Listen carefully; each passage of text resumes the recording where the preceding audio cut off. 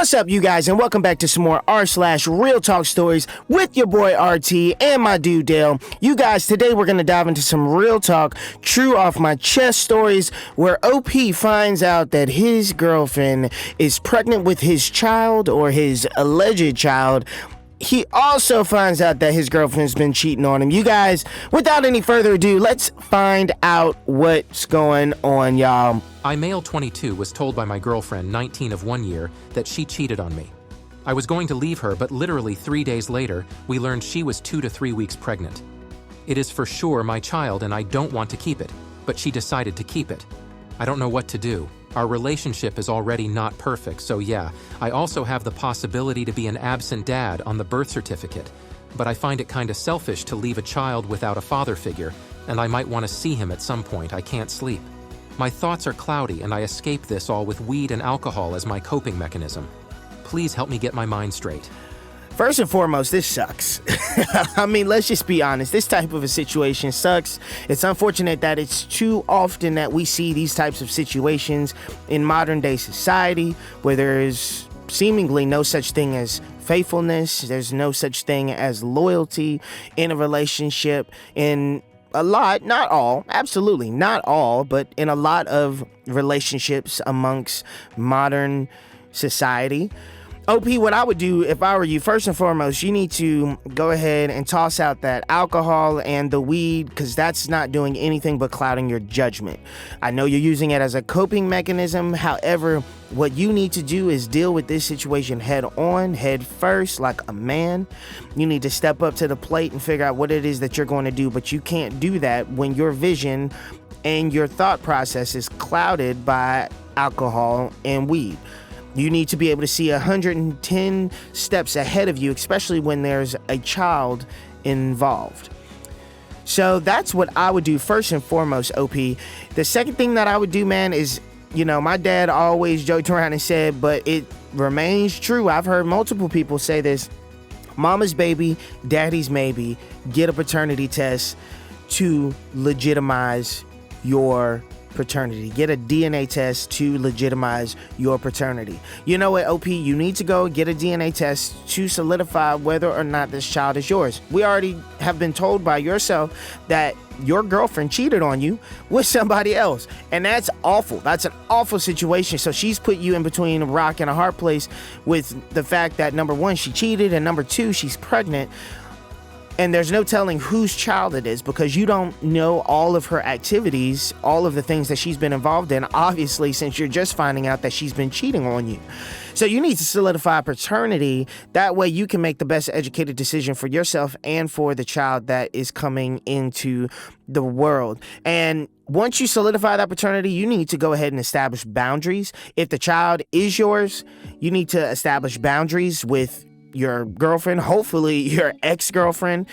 That way you can be in the child's life or do whatever you decide to do, and, you know, not allow her to infiltrate your peace and you moving into a solid direction in life.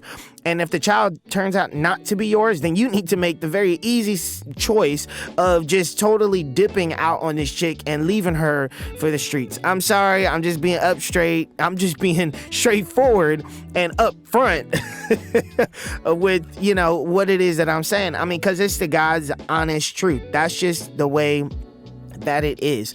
So I think it's a situation where, OP, you just need to first and foremost gain that level of clarity. You know, I wonder what happened to the days where people actually used contraception. People actually thought about what they were doing prior to doing it.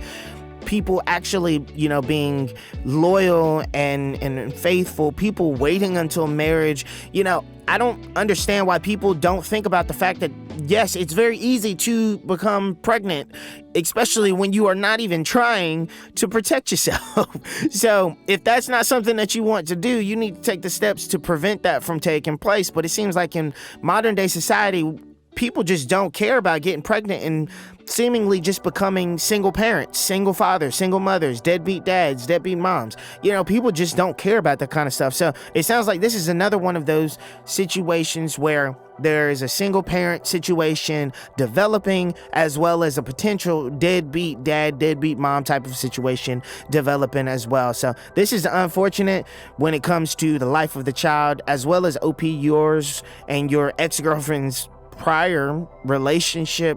It's just an all-around messed up situation. But first and foremost, like I said, get that paternity test, solidify your paternity, so get that DNA test, and then gain some clarity by just getting rid of all of those coping mechanisms that cloud your judgment, man. Best of luck to you, dude.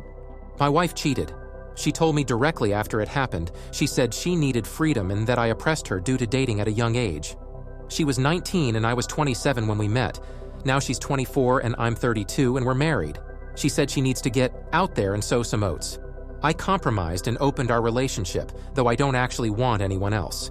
She continues to see men that she cheated on me with. I set up some rules, mostly broken by her. I get to be free as well. Then I find out she's sleeping with my best friend after I specifically said he was off limits. He was told the open relationship was my idea. I talk it out of it. I've known for a while about their feelings between both of them. I compromised and agreed with the situation. My best friend opted out after realizing what he'd done. I've been spending time consoling my wife about my friend who doesn't want to continue the relationship. My wife regularly goes out with other men while I'm at home watching the baby. I do all the dishes, laundry, and cooking while taking care of the baby. I barely leave the house without my wife, and when I do, it's for groceries or so we can entertain the child. My wife is upset that I'm not seeking out others while she is seeing other men. She gets upset when I say I'm stuck at home. Every opportunity to go out on my own, my wife finds a reason to join. My wife gets upset at any girl I look at or talk to while she is free to be with whomever. She tells me that she doesn't want to work. She tells me she doesn't want to watch the baby. When I worked, I had minimal hours, so I could watch the baby and take care of her. Let her sleep as long as possible, all while neglecting myself. She continues to have dates and fun after work while I watch the baby. She says she'll never leave me, but has a man on the side, making a lot of money and is well endowed. I feel like a sucker at home. I've only been allowed to tell the sugar-coated version to any family, while she brags about the big package that she's getting from this guy to her friends. Meanwhile, I got a lie in order to get through the day. I used to be the head of the household, but stepped down to give my wife some freedom. I've worked my butt off for 5 years. She constantly reminds me who makes the money now and threatens to quit weekly.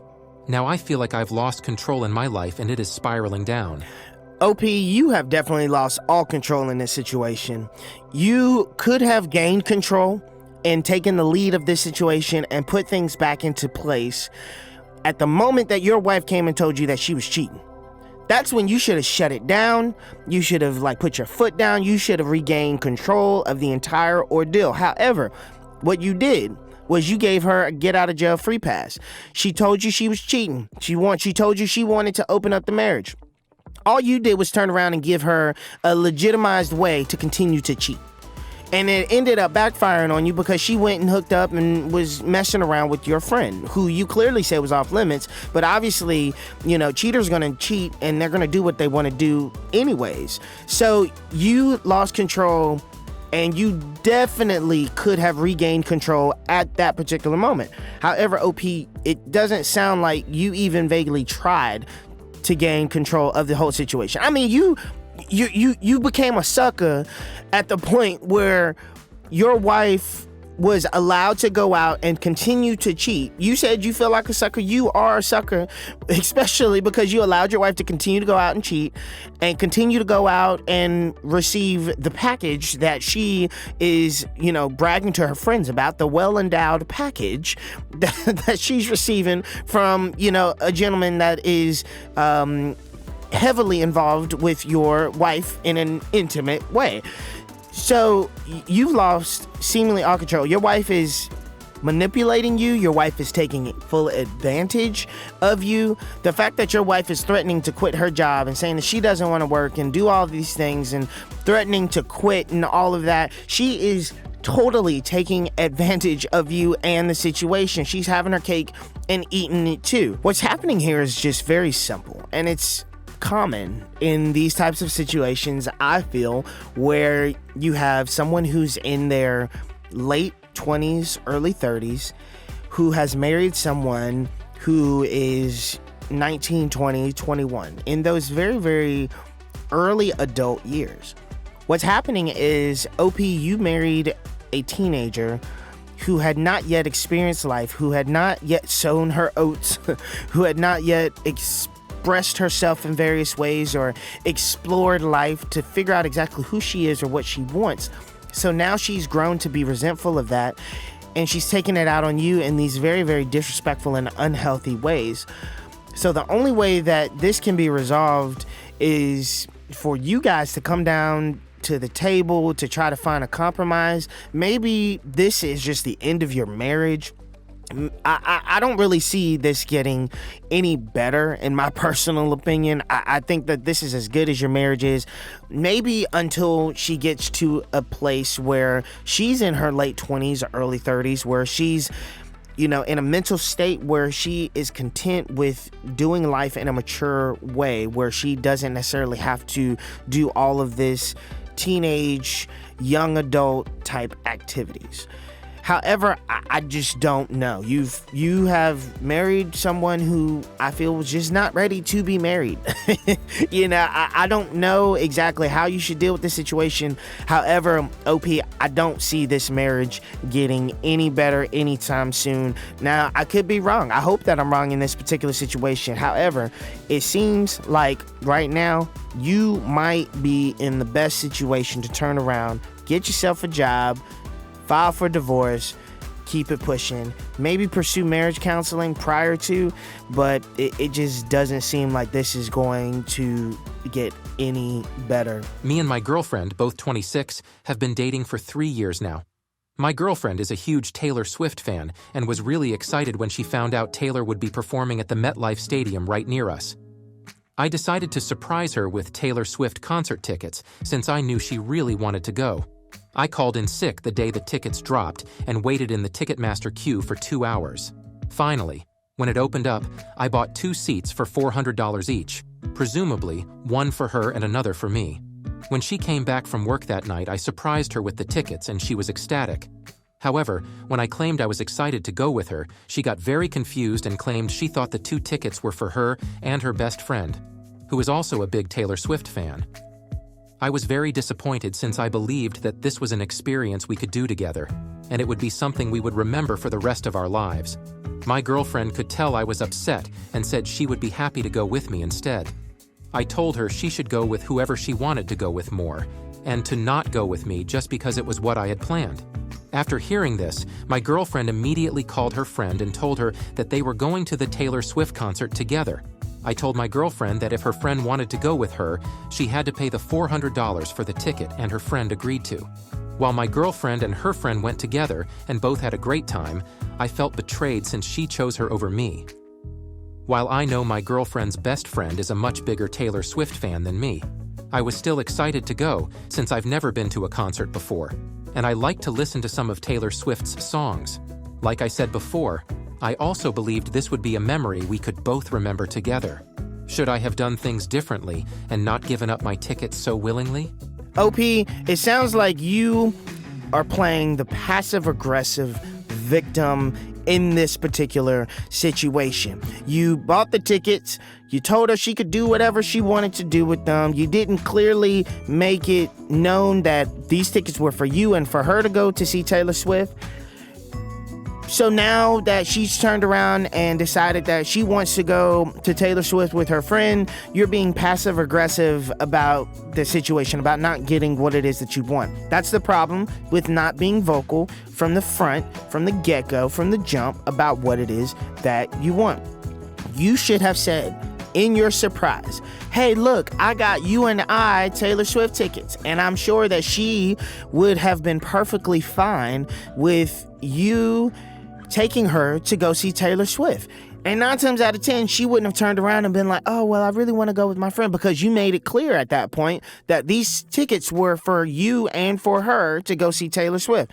I feel like you dug your own grave with this one. So you can't even be mad about the situation. You should have just been a whole lot clearer about what it is that you want. You overall just totally screwed yourself with this one, dude. So you have nobody to blame but yourself. On top of all of that, I'll say this. If you're going to take the time to try to wait for tickets, take time off of work or whatever the case is, and then spend a whole heap of money to buy expensive Taylor Swift tickets. This is a once-in-a-lifetime tour. I'm not a Swiftie like a lot of people are, but I enjoy good music, and I feel like she's a good entertainer, a great musician, a great vocalist. She has good music.